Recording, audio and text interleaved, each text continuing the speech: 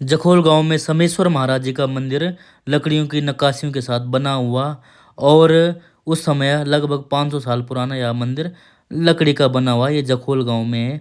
ये जखोल गांव के बड़े बड़े मकान लकड़ियों की नक्काशियों पे तराशे गए, लगभग 100 साल पुराने। इस प्रकार के मकान जखोल गांव में अभी भी और 5 मंजिला चौपुरे पंचपुरे आज भी निर्मित। आप देखिए जरूर इस वीडियो को पूरा।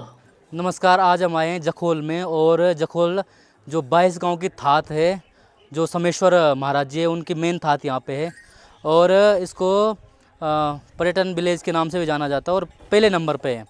इस गांव को अवार्ड भी मिला है। विषम परिस्थितियों में स्वयं को कैसे खड़ा किया है और किस प्रकार से यहाँ पे रोजगार, स्वरोजगार और पर्यटन को बढ़ावा दिया है वो हम दिखाएंगे आपको। और आज भी प्राचीन शैली के भवन बने हैं और अगर आपको आना है तो आप जखोल आ सकते हैं। यहाँ से सरुताल ट्रैक जो है वो 3 किलोमीटर पे है। तो आइए चलते हैं, पूरे गांव का भ्रमण करते हैं। पहले समेश्वर महाराज जी से आशीर्वाद लेकर के यहाँ के लोगों से जानेंगे और यहाँ के बारे में जानेंगे और यहाँ के लिए जानेंगे।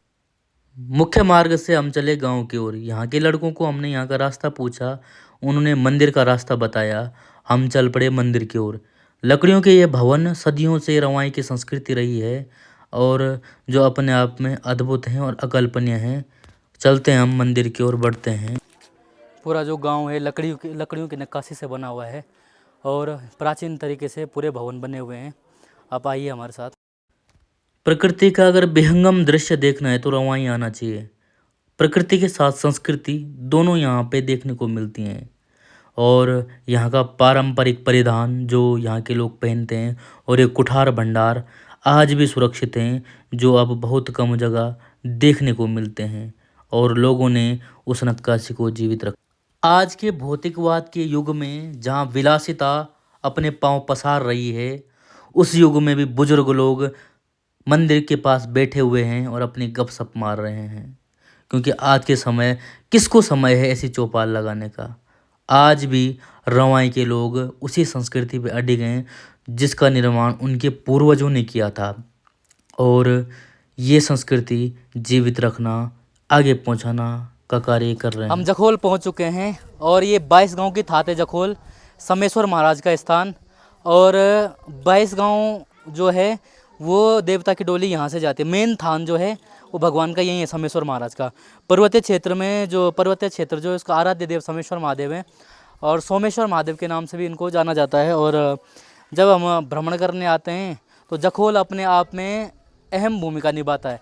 एक तो ये पूरे वर्ष पर्यटन के क्षेत्र में पहले नंबर पर रहा है।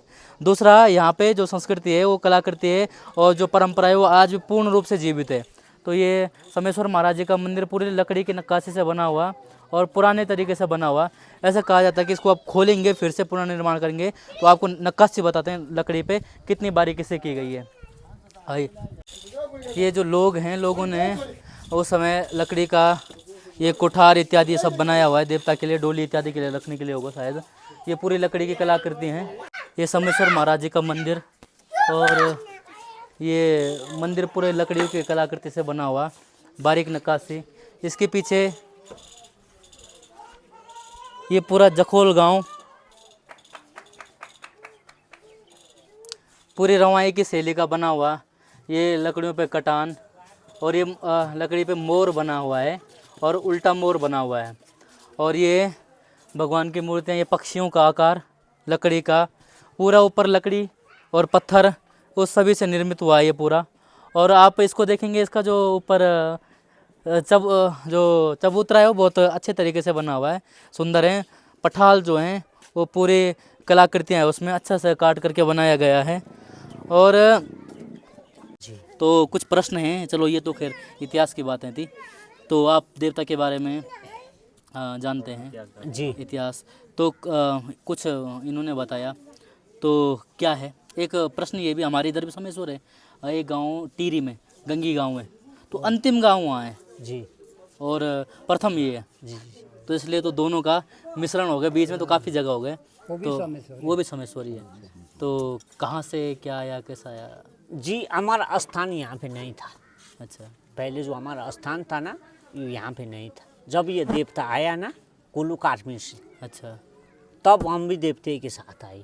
अच्छा, क्योंकि पहले जो हम बनाते थे ना वो भंडार बना जाता था। अच्छा अच्छा, अन्न रखने के लिए। भंडार ना, हाँ, जो भंडार है जैसा अनोल में देखो आप, वहाँ भी भंडार के हिसाब से बना हुआ है वो। जी जी। और तब जो है मन में ये देवता बस गया हमारी हम्म।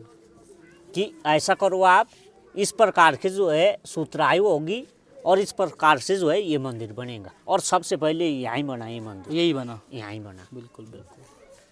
तब जो है जो सूत्राई थी ना वो हम नहीं कर पाते थे, जैसे जैसे बन रखा है ये मंदिर। हम भंडार के हिसाब से बनाते थे उसको ऊंचा अच्छा अच्छा ऊंचा ना। तब जो है जब सूत्राई की तब हमने इस प्रकार से बनाया है। अच्छा। तब यहाँ के बुजुर्गों ने जो है हमको ये जमीन जायदाद भी दी और यहाँ के बसिंदा हो गए हम, अच्छा ठीक है। निवासी हो गए यहाँ के। तब हम यहीं रहे, नहीं तो हम भी यहाँ के नहीं थे। जब ये देवता आया तभी हम आए। हम इसके पीछे पीछे जो है पहले से घिसते रहे। अच्छा, और इस गांव में सबसे पहले कौन आया होगा? सबसे पहले की तो पता ही नहीं है, अच्छा पता ही नहीं है सबसे पहले का कौन आया, कैसा हुआ, क्या हुआ। अच्छा, कौन कौन लोग रहते हैं यहाँ? यह वाले बोला कौड़ ओ जिंदा लौकौड़ बामन पूजे रे जीव। जखोल गांव उत्तरकाशी के मोरी ब्लॉक में पड़ता है और सबसे बड़ी बात है कि उत्तरकाशी का ये सबसे बड़ा गांव है जहां आज भी लगभग 600 परिवार निवास करते हैं और लोगों के जो भवन हैं वो ज़्यादातर लकड़ी और पत्थरों से निर्मित हैं। काफ़ी पुराने पुराने भवन भी हैं। तो प्रकृति की गोद में बसा हुआ है पूरा जखोल गांव और इसको और अधिक चार चांद लगाती है यहाँ की प्रकृति और उसको और भी अधिक सुंदर बनाते हैं यहाँ समेश्वर महाराज जी जो यहाँ के देवता हैं। तो ये जो है ये 300-400 साल पुराना मकान है और इसकी कलाकृति तो आप देख ही रहे हैं कितना सुंदर है, अद्भुत है, गजब का। अब आगे बढ़ते हैं हम यहाँ से और यहाँ पे नाम भी लिखा है, यहाँ पे जयपाल सिंह रावत और बालाक्राम सिंह रावत है और इसकी वजह से दिख नहीं पा रहा है। ये भी पुराने मकान हैं और उस समय का जो हस्तकला है वो इस पे देखने को मिलती है, बारीक नक्काशी लकड़ियों पे। और इसके बाद आगे चलते हैं हम इस पे, आप देख सकते हैं इसको, ये है पूरा कलाकृतियाँ यहाँ जखोल में, पूरी लकड़ी की बारीक नक्काशी और कमल इत्यादि बने हैं क्योंकि हिंदुओं में कमल माने जाते हैं पवित्र। आप जब भी जखोल आओ तो इन पुराने भवनों को देखना न भूलें क्योंकि ये पुराने भवन हमें अपनी पुरानी संस्कृति का आह्वान कराती हैं। ये पुरानी नक्काशियाँ, ये पुरानी कलाकृतियाँ, ये पुराने लोग आपको पुराने ज़माने और नया ज़माना जो आया है उसके बीच का साफ अंतर बताएंगे।